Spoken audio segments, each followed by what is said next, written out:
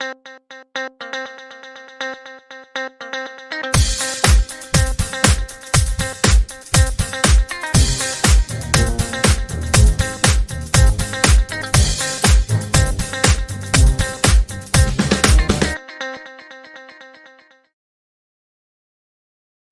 everyone, and welcome back to the Simkara Hub Talks.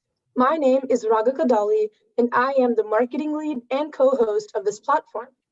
Today, we're launching a new episode in our series called People of Impact, which is centered around guests who have had great effects and impacts on their own communities.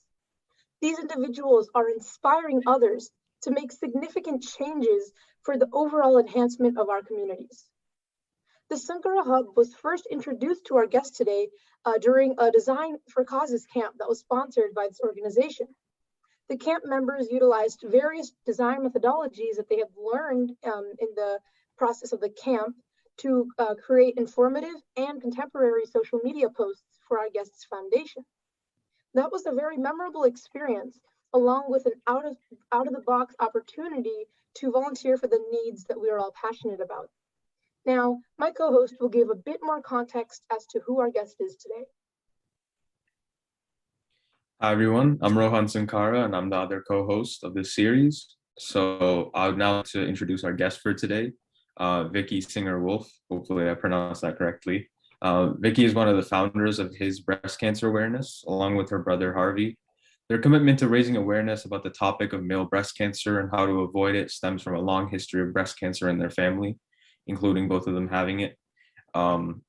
The work they do is incredibly important since male breast cancer is something that is very dangerous but is often overlooked. With that being said, welcome. Thank you so much for agreeing to be a part of this. Thank you. Thank you for having me. Great. So I'd like to start with the first question. So firstly, I wanted to ask, what is the mission and the vision of the His Foundation? And in addition, what are some of the programs it offers and its primary areas of focus? The mission for His Breast Cancer is primarily to help educate, bring awareness, educate, and support men who are at risk of developing breast cancer or have been diagnosed with breast cancer.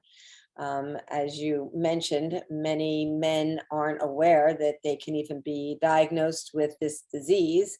You think breast cancer and most people think females and pink. We bring a little blue into the world of breast cancer to help educate and support the men, because early detection is what's going to help save lives. And, they just need to be aware that they can be diagnosed with breast cancer. What was the second part to your? Yeah, sure. So the second part of my question was, what are some of the programs and that the His Foundation offers, and what are the overall primary areas of focus? Sure. Well, our primary area is education. We are not about research. We're not going to find the cure for breast cancer. That's not what we're about. I, as a survivor, I'm a 4-time breast cancer survivor. After my third diagnosis is when I learned that I carry the BRCA2 genetic mutation, which puts me at a higher risk of developing breast cancer, ovarian, pancreatic, melanomas, and for men, it also can include prostate. And I shared that information, with my brothers and my sons. What does this mean that I have this mutation? And it's important to know that it can be carried down from a male or a female to a male or female. So, a father can share this with a son or daughter. A mother can also pass it to a son or daughter. So, so often we think of genetic mutations and the first thing that comes to mind is, what about my daughter? And, we're trying to expand that to say, what about my children and my family? And so when I shared that with both my brothers, they thought breast cancer. I had had breast cancer several times, and what does this really mean to them? And it didn't really hit them fully until about a year and a half later, when my brother felt a lump.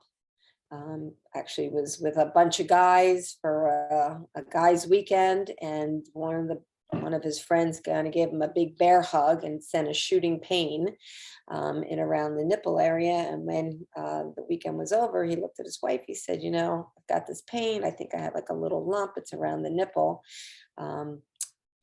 Went to his doctor, said, let's get a mammogram. He called me on the phone. He said, they want me to do a mammogram. How do I do that? Can I do that? I'm a guy, Yes, men can have mammograms.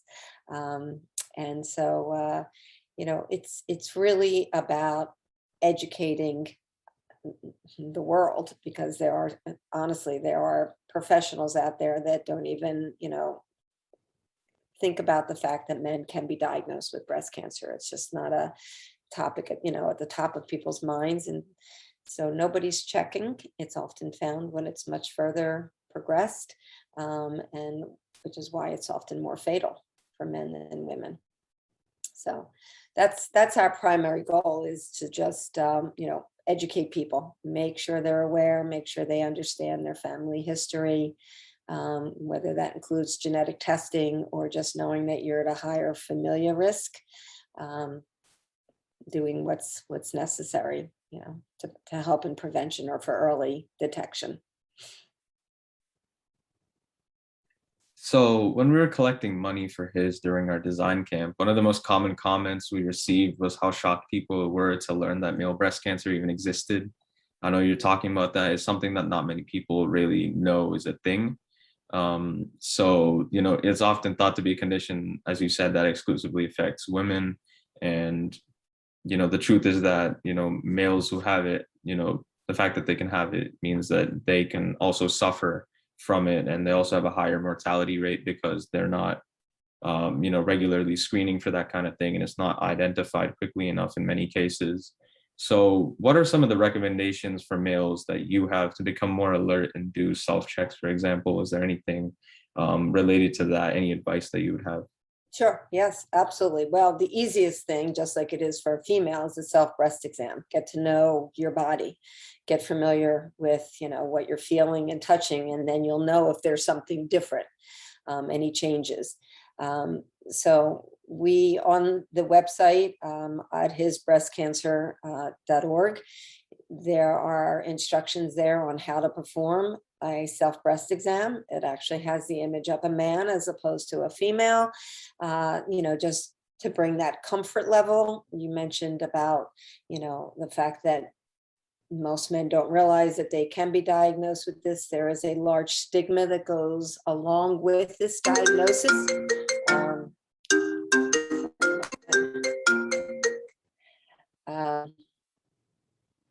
There's a large stigma that goes along with this, that,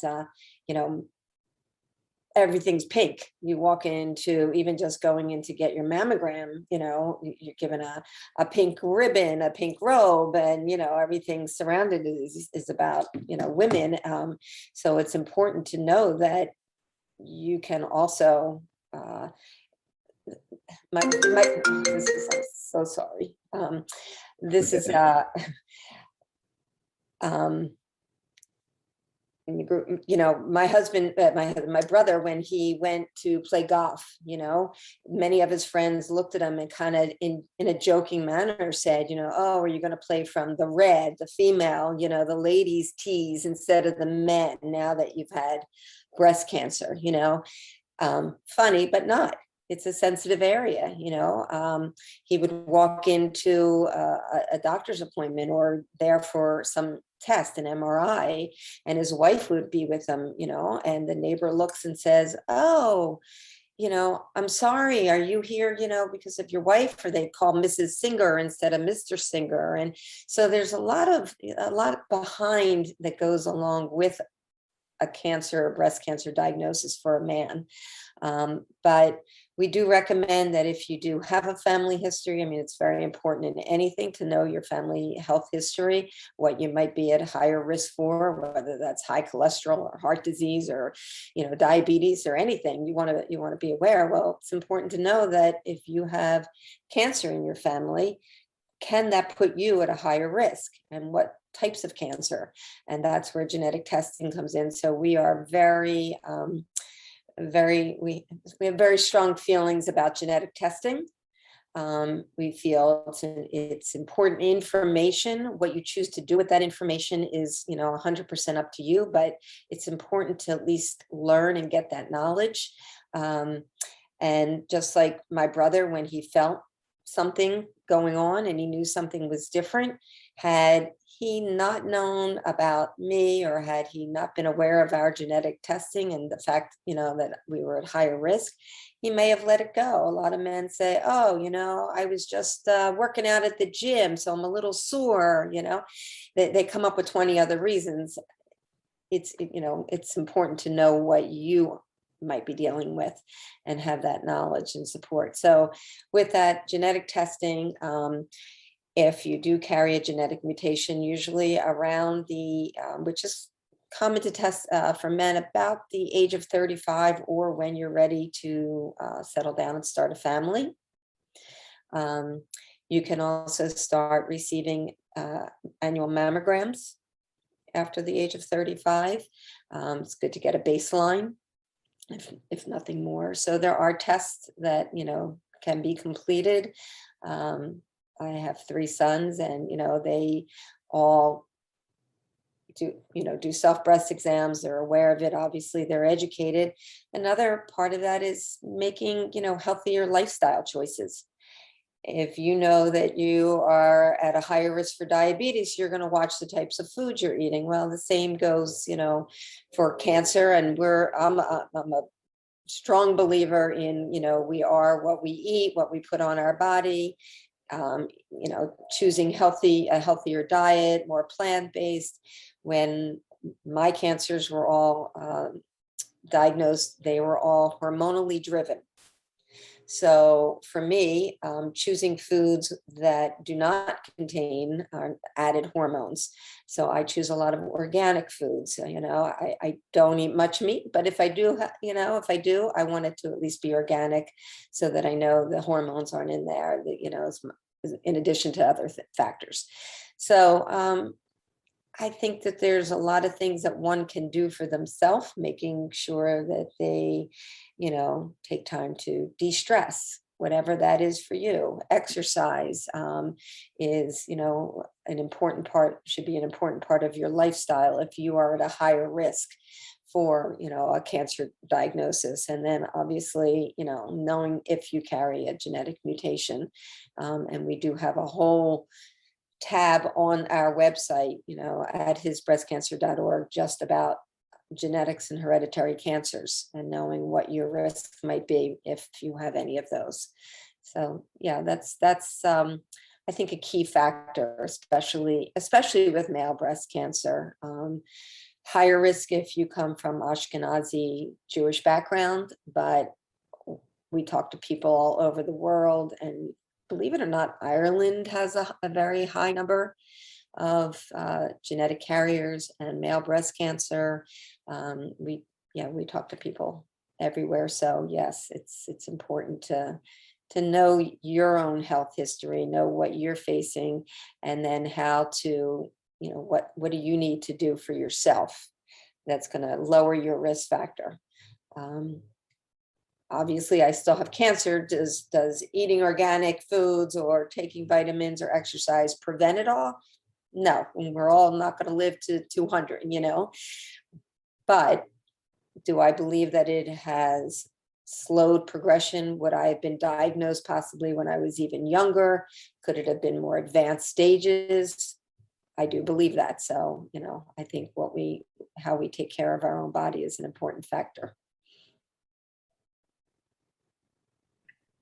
So we had a question written down here about the screening process for men, and if it was different to like mammograms, but as you were speaking about with your brother, it is the same thing. You get mammograms. So I guess another follow-up question to that would be, if somebody is in the same position that maybe your brother was in, where they feel a lump, or they just want to be cautious and maybe get it checked out, how would one go about doing that? Do you just schedule an appointment with your doctor? Is there something else you need to do? How would you go about doing that? I think you should start with your primary physician and let them examine you. They'll have a better sense. You mentioned about testing, mammograms, ultrasounds, also breast MRIs are all part of determining, a diagnosis. So yes, I would start with your general practitioner. For a female, they can choose maybe their gynecologist to see and talk about it. There's a few other avenues, but I think also when you go to your primary doctor and he's doing his yearly physical, which hopefully people are having done, it's important to be your own advocate. And so there's no reason you cannot say to your primary doctor, while you're giving me this physical, and in most cases for men, they're checking their prostate and they're doing those exams as well, to say, could you do a breast exam on me? I mean, I've been with doctors who know what I do and don't even think about it. My husband went to see his physician at one point, and his mom had breast cancer, and the doctor got all done, and he said, wow, this is great. You look good here. This is good. Numbers here are good. And my husband looked at him and he said, you didn't check my breast. And he said, you know what? You're right. And I won't do that again. Every year I will make sure, so if you know that you might have a higher family risk, there's nothing wrong with asking your doctor to please, do a breast exam on you.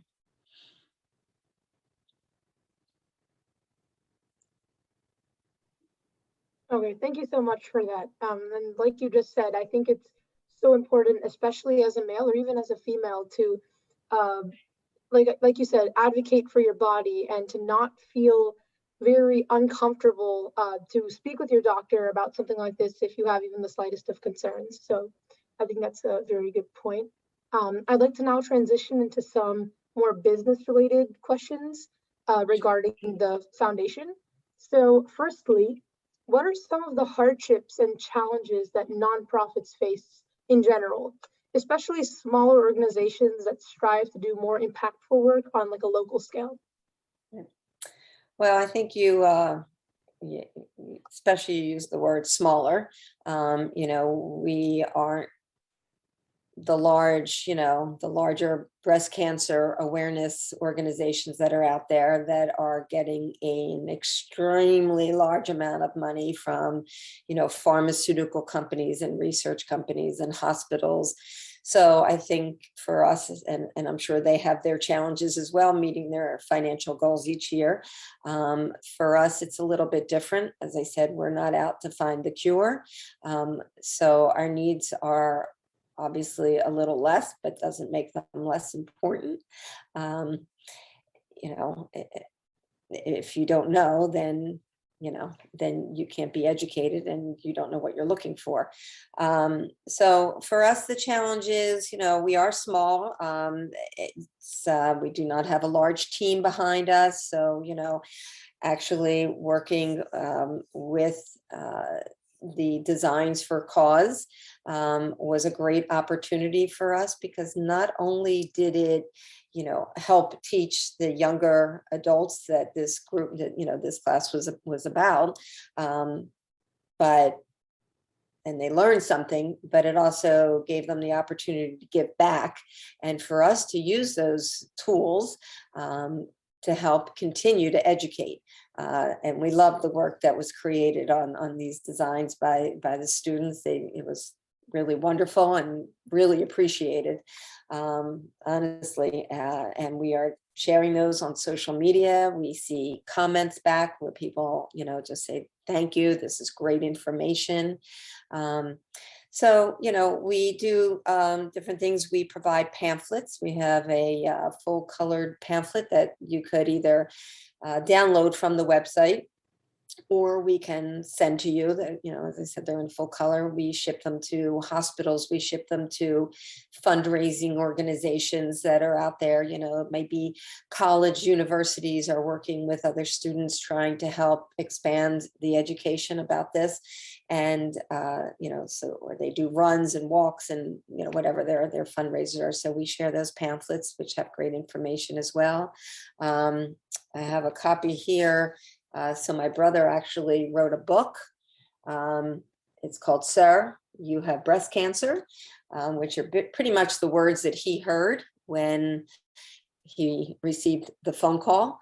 That's available either through our website or also on through Amazon. Through Amazon, they have a wonderful charitable side to them. If you're not familiar with it, you go to smile.amazon. And when you do that, you can choose a charity such as his breast cancer. And then every time you shop Amazon, a portion is donated to our organization. So, little things such as that really can add up and make a big difference. We do sell different awareness products on our website. There is a shop page, the awareness bands and t-shirts and hats and things of that nature. So those things do add up. But, obviously we look to other companies for support, and people, hopefully choose us for different purposes. I mean, sometimes it's unfortunately because they've lost somebody to male breast cancer and choose our organization as the one to receive donations in their honor and memory. But it's not easy. And I think especially during these more recent pandemic times, a lot of people aren't holding the fundraisers the way we used to. We've had golf outings and we've done those kinds of things, and they're all, great, great ways. But now you look for a little bit more creative virtual things to do. So do the best we can. My brother and I do not take any salary or have any income that comes from our organization. This is completely a not-for-profit, fully accredited 501c3 organization. So all donations go directly to the organization, the foundation, to just turn around and use to help educate and support others. Got it. And I appreciated the point that you mentioned the pandemic, because obviously not just for small businesses, but for everyone as a whole, the pandemic did disrupt how life was before. So were there any specific challenges that his organization faced during the pandemic? Well, plenty. Obviously, like I said, we normally attend several conferences a year. Those were all put on hold, or done somewhat virtually if they could be completed that way. I've attended local meetings that we weren't able to do. I think it's great. We've found many ways to have some workarounds to still reach people and talk to people, but it's not the same as when you are face to face with them, and especially when it comes to support, talking to men or family of male breast cancer survivors, about how to deal with their emotions, how to get from step 1 to step 2 to step 3, so where things would be a little bit more personalized. I guess we have to be thankful for the means that we have and make the best use of them. That's all you can do, Hopefully, and I will say that through the pandemic, I know that many people, were not getting the tests that they needed to have. They weren't going for their annual mammograms and MRIs. Maybe they put off having genetic testing done because, oh, not right now. I don't want to go to a hospital. I don't want to go, but unfortunately, a cancer diagnosis doesn't get put on hold. And, it doesn't wait for the pandemic to end. So you just have to find the right time and the right place that will assist you to get it accomplished. And take care of yourself, because that's what's most important. Early detection is what will help save a life. Yeah, so I completely agree with what you're talking about. I think it's incredibly important to make sure that you just make sure that you get these tests done as early as possible. If you feel something, just to be cautious, just to make sure that, you can prevent it as quickly as possible. So I think that's incredibly important. So again, I know you spoke about this a little bit, in terms of like the funding. You were talking about how you had like merchandise, or rather just like items that were sort of related to your foundation that you sold. You had the book. So I guess my question is kind of, are those kind of like the main sources of income for your nonprofit? Like, where does most of the money come from? Is it like, do you have like memberships or something? I know you're speaking about events. Like, where is the funding coming from, I guess, is what I was wondering. More often personal than corporate. We do have a couple corporate companies that do help support us, have chosen our organization for their support, whether it's because it's touched home personally, or they just feel this is somewhere that they know that we're not getting the large support pharmaceutical companies. But we have, it's not easy out there, but we do the best with what we have to work with. And we try to reach as many people as possible. Harvey and I were also part of a full-length documentary.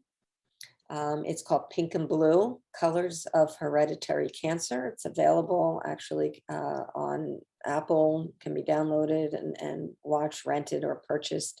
Was a producer out of California who, this was his career, and unfortunately had a sister who passed from metastatic breast cancer, carried the BRCA genetic mutation, found that he does as well. And so it made a change in his life for him, and how he was going to have to live his life moving forward, and wanted to make a difference for others. And we connected, and that was really, truly a wonderful, moving experience. And we have shown this film in many countries, all over, and it's now that it's available, online, to see it. I highly recommend it. It's not just about men, it's not just about women, it's about families, and what families go through in a diagnosis of, again, not only cancer, but also, carrying the genetic mutation, your risk factors. It always seems in some family there's, a cousin or a sister or brother that chooses not to get tested. It's kind of like they just don't want to know. They don't want to live their life with that information. And, look, everybody has to do what they feel comfortable with, but, we don't feel that way. Obviously, we feel that information is extremely important, and will help save life. But the documentary is great. You laugh, you cry. It's a little bit of everything in between, and I highly recommend it. So, yeah. So we've had a lot of different opportunities, to just be exposed out there. But financially, you do the best you can as a nonprofit. And I think also in today's world, there are so many. It feels like every other day you could be supporting a friend who's supporting, wants you to give to this foundation and this organization. And, you just have to, at this point, you have to decide this year, this is what my support is, or these are the 5 organizations or, foundations that I think are important to get that message out. Do most people know that breast cancer exists? Yeah, most people do. Do most people know male breast cancer exists? No, they do not.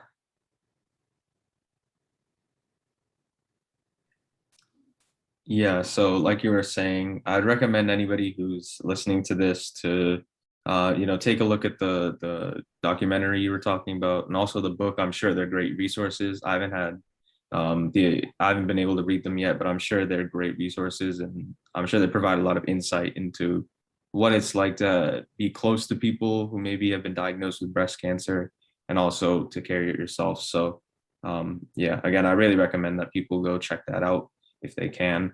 And I think it's also a testament to, I guess, your investment in this cause, that, you know, you do a lot of self-funding for the foundation, and you put a lot of your own time and effort and also money into making sure it stays up to help other people. So Yes. I think, yeah, it's a great thing. My oldest son, who's wonderfully technically talented, helps us manage the website and keep that fresh and you know, updated with information. So that's helpful too. So it all does stem from family, you know. But yeah, like, you know, we say we have our paying jobs and our rewarding jobs, and for us, that's what this is.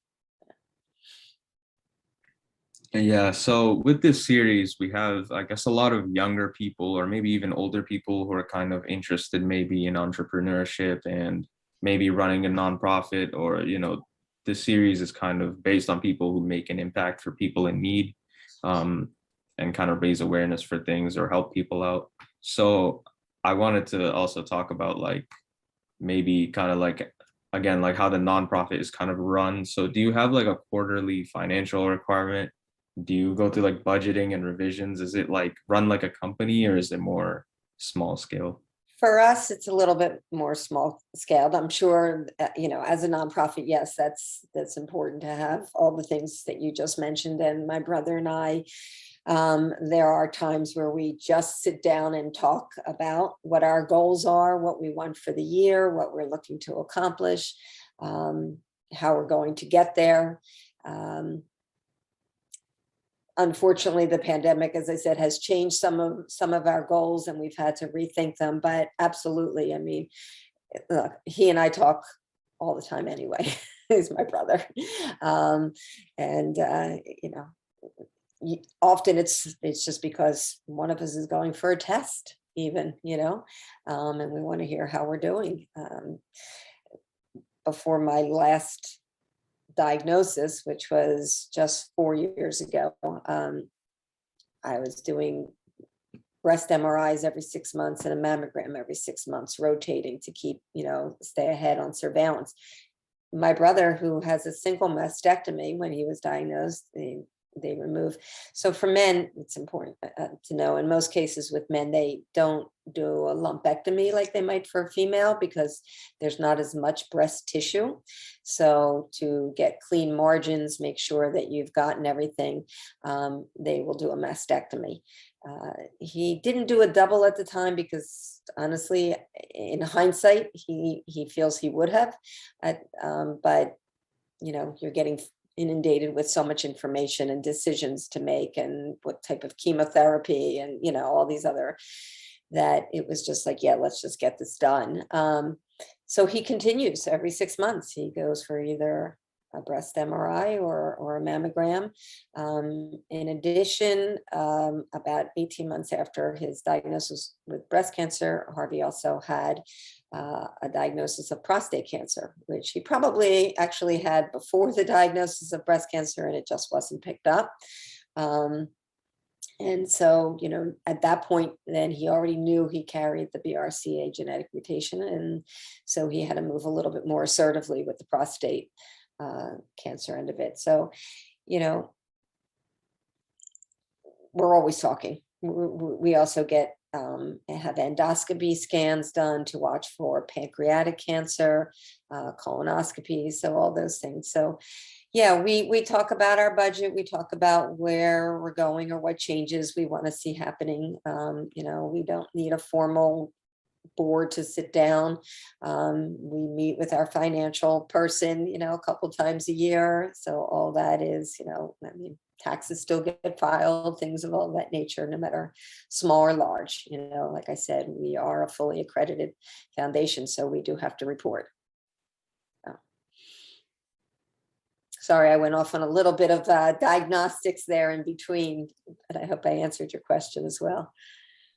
Yeah, no problem. It's all good. We want to hear about all that kind of stuff. So Okay. we're glad to hear. Yeah, so I think that was some really good information. you shared there, especially it's important to consider that whether you're a small organization that is a nonprofit or a big corporate business trying to make money, some of these things like the funding and actually keeping track of your funding and filing your tax records and all that, it still applies. So I think that's a good point to bring up. My next question sort of piggybacks off of the last one. So does the His Foundation host any fundraising or awareness events? And if so, are they all local or are they more regional and widespread? So we have done, we've hosted a few. We really haven't hosted large conferences. We have done things online. We have email, newsletters that we put out. We attend many conferences and help, and when we attend those conferences, what I mean by not only are they educational for us because there's meetings and, speakers, but we also usually exhibit. We'll have tables available with information. We've had tables at just, school events or colleges. And we've had some people be the advocate for us if they're there, or we've attended some. So yeah, it works always. Like I said, things have been a little bit more difficult the past couple of years, but outside of that, we started our foundation in 2009. So, we've been going at this for a little bit. When we started, the reason we've co-founded this organization, honestly, was when my brother was diagnosed, when Harvey heard those words that, you have breast cancer. We sat on the phone many a night at 2, 3 in the morning, talking, Googling, doing whatever you're going to do, trying to find information about male breast cancer. I could help him on many of his questions because I had already been diagnosed several times. So yeah, when we talk about which tests he's going to have, I can tell him what it's going to be like and, what to expect, or here's what you're going to need. But for a man, it was different. And, we just felt, he has 2 sons. I have 3 sons. I also now, in addition, have 3 grandsons, in addition to 3 granddaughters. And we wanted something to be different for the males, to not have to go through the things that that Harvey experienced during his diagnosis. And what we found was there was nothing out there. The best we could come up with was what it was like to be a male supporting a female in their life, or a husband supporting their wife. There wasn't information on men with breast cancer. And that means even in the larger organizations, there was no talk about men. There was a point in time that I met directly with a local large organization, and I'm not going to mention any names, and I looked at them and I said, it's as simple as adding 2 words, and men. In your sentence, whatever you say about women, you say, for awareness and education, and men, women and men, that's it. This breast cancer doesn't affect just one gender. And so, yeah, that's how we just said we wanted things to be different for our sons in the future. It's why I tested for the genetic mutation. It wasn't about me. It was helpful for me. I went on and did other things because I learned that I carry the mutation, but it was about, well, maybe for my children or my grandchildren, there will be, a vaccine one day. And because they have this knowledge and this information, they'll say, I can get a vaccine and prevent it. And we are getting closer to that, closer than we were when I, was tested in 2005, much closer. So, yeah. And that's why we, founded His Breast Cancer. We just wanted a place for men to be able to come and get information and ask questions and know that they had somebody that they could talk to, about a diagnosis. Got it. So based on my understanding, His Foundation, more than really, I guess, like hosting these fundraising and awareness events, it's more you guys go to certain conferences and just try to spread the word about the organization. So I have a follow-up question. Would you, or could you mention maybe one of the biggest conferences, or I guess the most influential conferences that that you guys were able to attend? Yeah, absolutely. There's an organization, short name's called FORCE. It stands for Facing Our Risk of Cancer Empowered. And they are a wonderful, wonderful resource for hereditary cancers. We work with them directly as advocates, support for, if they have men that come to their organization, we can help them, but they really have expanded because genetic mutations have expanded, every year they're finding more and more. I mean, I have friends who say, oh my goodness, I had breast cancer, I had ovarian cancer, my mother had breast cancer, my aunt had breast cancer, and I got tested and I don't have a mutation. There's nothing that they have found. And I said, well, they haven't found it yet. It's probably there. They just haven't discovered it yet. And more are being discovered. And FORCE works with government regulations. They are a wonderful, supportive organization. I found them honestly on my own as a breast cancer survivor, and I became very involved with the local Philadelphia chapter. We've even done, for a couple of years, we did dragon boat racing together, which was awesome. And have raised, help raise funds for them that way as well. But they do hold a conference each year. Unfortunately, the past couple of years, it's been virtual, but they've been in California, they've been in Florida, they've been in Philadelphia. They also work, just as we work, with the Basser organization, the Basser Center out of University of Pennsylvania Hospital. That is where I had my genetic testing completed, at the Basser Center. My oncologist is a part of University of Pennsylvania, and she runs the Basser Center. So honestly, I know I'm in the best of hands with my doctor, Dr. Domchek. And yeah, so we work with a lot of other organizations. And as I said, I got together with, other local large foundations, because it's important that we share this information.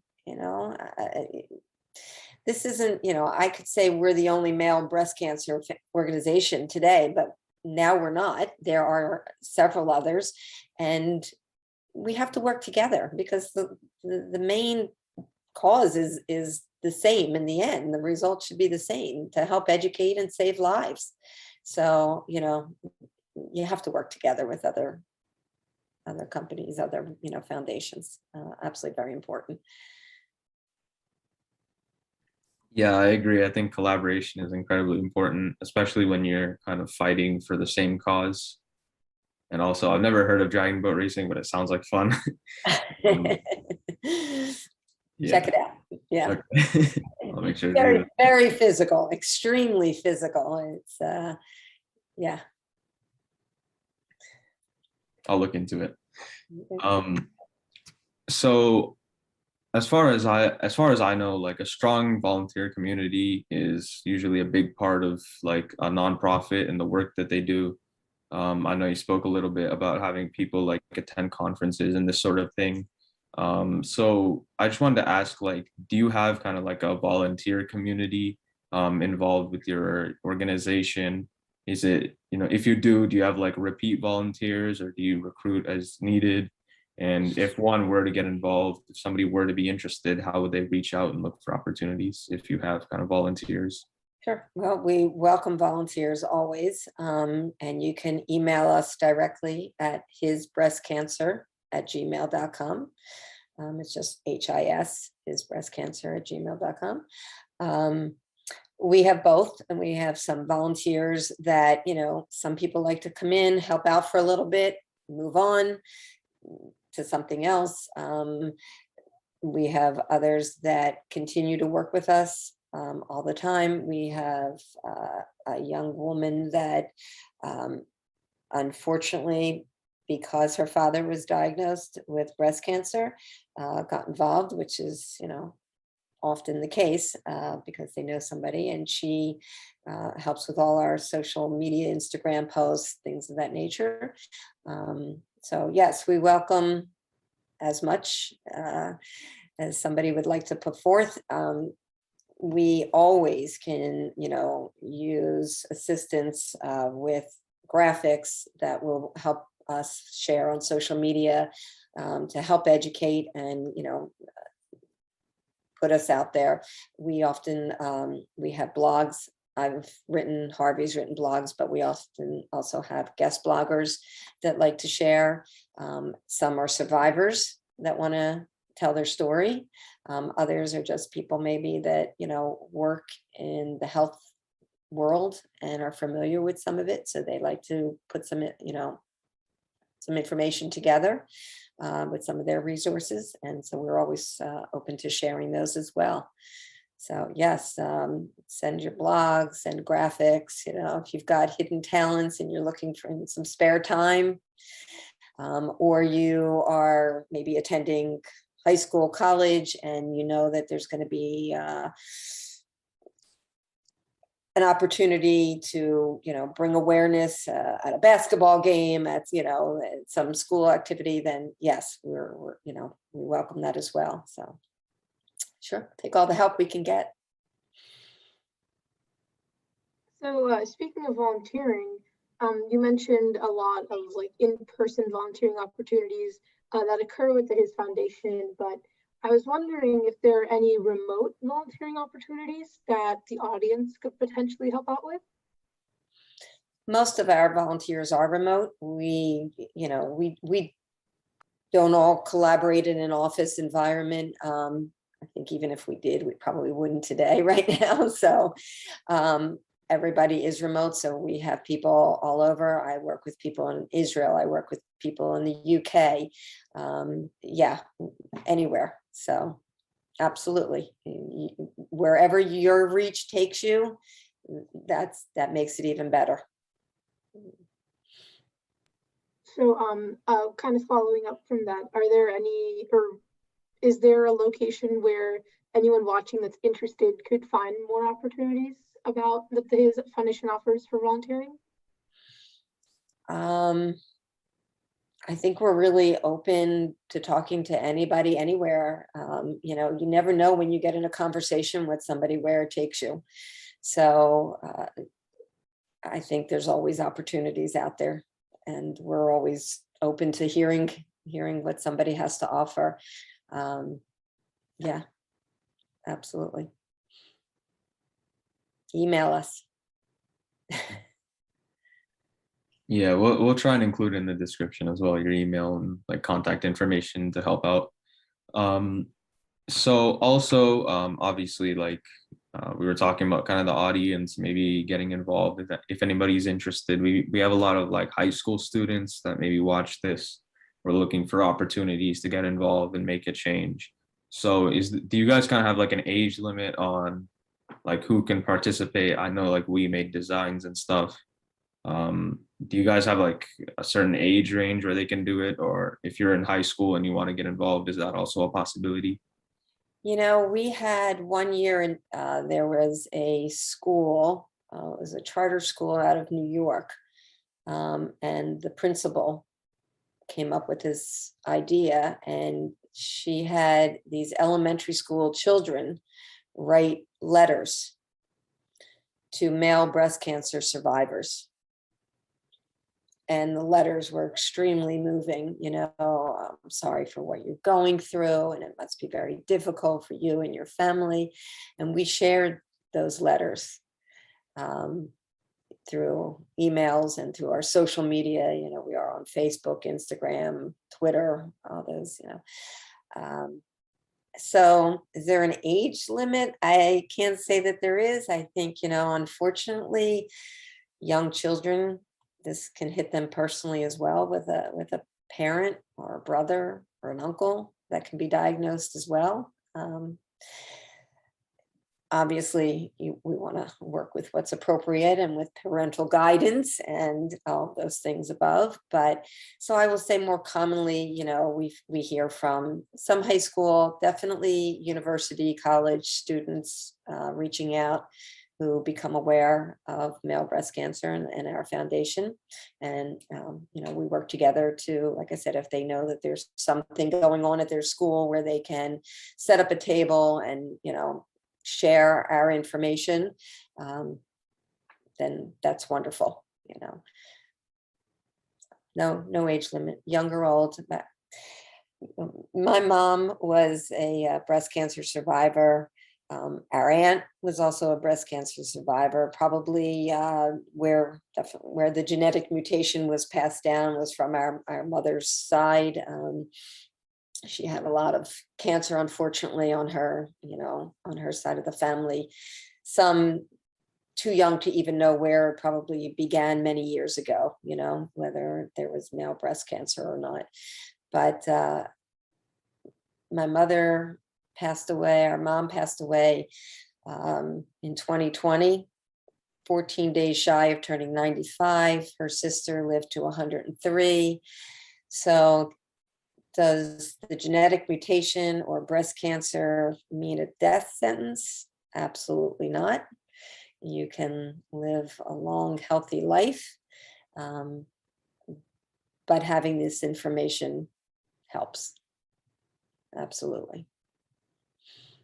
And they helped. Our mother was on the documentary, so there's no age limit, young or old. Yeah, I'm really sorry to hear that about your mother. I also wanted to ask, we're talking about kind of like the age and certain stuff like that. Do you think it's important for maybe younger students, like young adults or just people going into middle school or high school? Do you think it's important that they maybe get involved with these causes and, kind of help with these organizations that are trying to make an impact? Do you think that's something that's important to do when you're a bit younger? I don't think it can hurt. It's always a great way to give back, and I think it's meaningful. I also think that, a younger adult, they're so much more tech savvy than maybe some of their parents or grandparents. And so if they can bring a tool, a piece of information to the adults in their family, then great. That's just another great way to, great avenue to use to access that information. So yes, they should definitely get involved, because they not only may be helping themselves, but they don't know who else they might be helping in their family.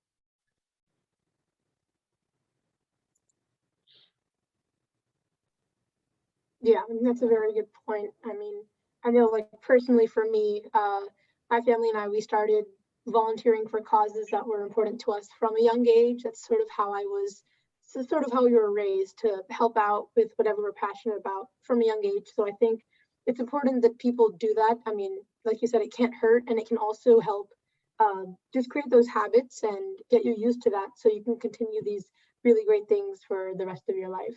Yeah. So for my next question, I wanted to shift more towards the digital aspect and the marketing aspect.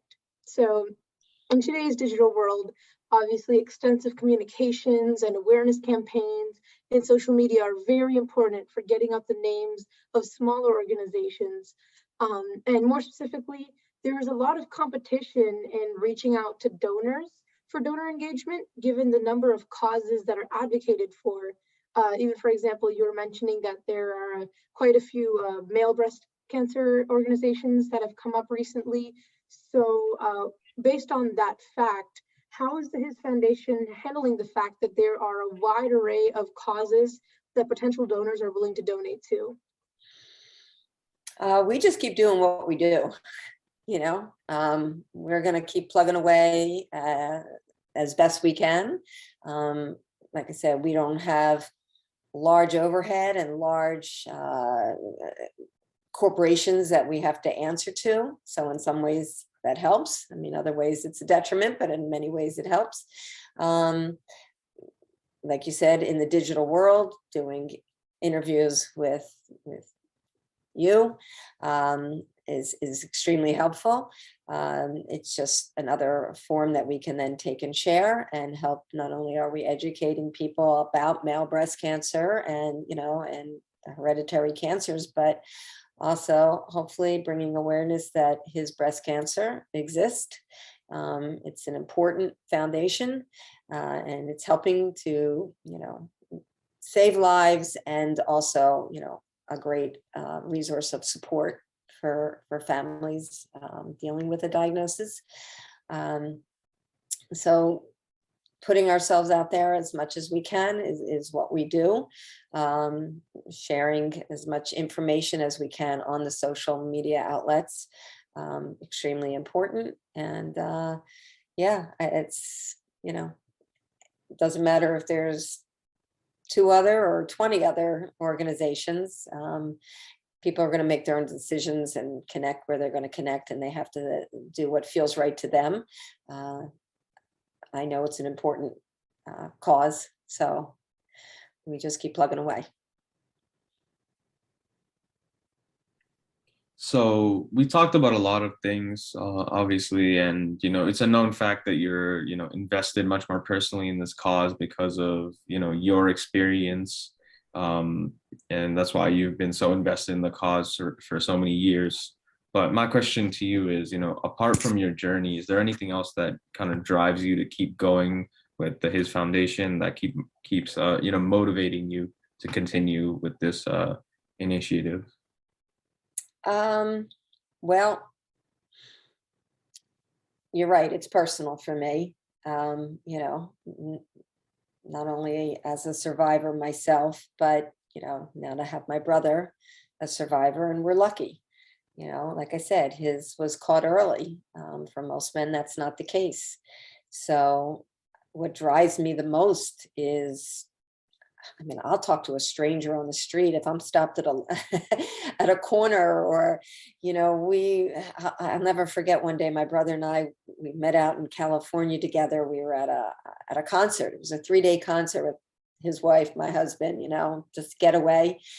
And in between acts, we were standing there, started talking to a gentleman, and we make it a point to be out there, to speak out. And he started, I don't really even know how it all began, but he started to mention something about, prostate cancer. And he said, well, have you ever had genetic testing done? And he looked at us like, what? Why would I do that? What is that?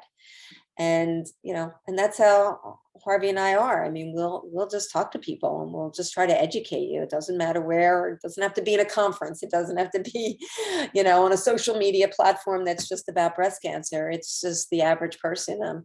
When Harvey first had his mastectomy, we both are beach people. We like the beach. We do 1 trip a year that we're together. We meet up, and but in the beginning, he would keep his shirt on because he was embarrassed. He's got 1 mastectomy breast and 1 not. And afterwards, maybe 1 year post, and after we started the foundation, he actually would take the shirt off and walk along on the beach. And he wants people to stop and ask him, what kind of scar is that? What did you have? What happened? Because it's the only way we can reach people, on that personal level, and say, look, this can happen to you. It can happen to me. It can happen to you. People always think, oh, cancer, I know somebody. And then we forget that, cancer doesn't discriminate, and it's not by age, and it's not by gender, and it's not by color. It's everywhere. And so we just have to talk about it. And the more we talk about it, the more we share, the more people become educated. And that's my passion. in addition to having three sons and grandchildren now, and I want them to be healthy, and so it's important for me to do it for them as well. I think it's amazing how much you were dedicating and devoting to this cause. I think that's very, very inspiring. And that sort of leads me to our last question for this interview today. One can imagine that certain causes near and dear to the heart can bring many emotional struggles in the process, along with the upsides of handling a small organization such as this one. So that being said, do you have any tips on how to sort of just step away and return with a good mental headspace to whatever you are passionate about whenever you face setbacks? Well, absolutely. So as a 4-time breast cancer survivor, I could have held my head down low after the first diagnosis. I was only 37 years old. I started having mammograms done at 35 because I had my aunt that had been diagnosed. And then at 37, my mother was diagnosed when I was 37. She was in her 70s with breast cancer. And I was reminded it was time for me to go, get my annual mammogram. And I remember my mom was with me, and I walked out from the back room and she looked at me and she went, "That took too long. What's wrong?" I didn't even get out the door, and I was given all the choices. It was early staged. It's called DCIS. It's contained inside the duct, so not as invasive. But I looked at my mother and my aunt, who were in their 70s, being diagnosed with breast cancer, and I'm 37, and I'm thinking, okay, this is just a little bit of a fluke, and I'm going to move on. Well, a year and a half later, as I was approaching 39, I got diagnosed again after a mammogram. They thought they saw something again. I guess I'm a glass half full kind of gal, you could say. So, my surgeon looked at me and said, we can do lumpectomy, we can do mastectomy, we can do radiation. They give you all the board, everything in front of you, and it's kind of up to you to make this decision.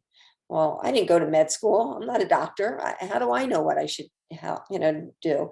You kind of have to do what feels right to you.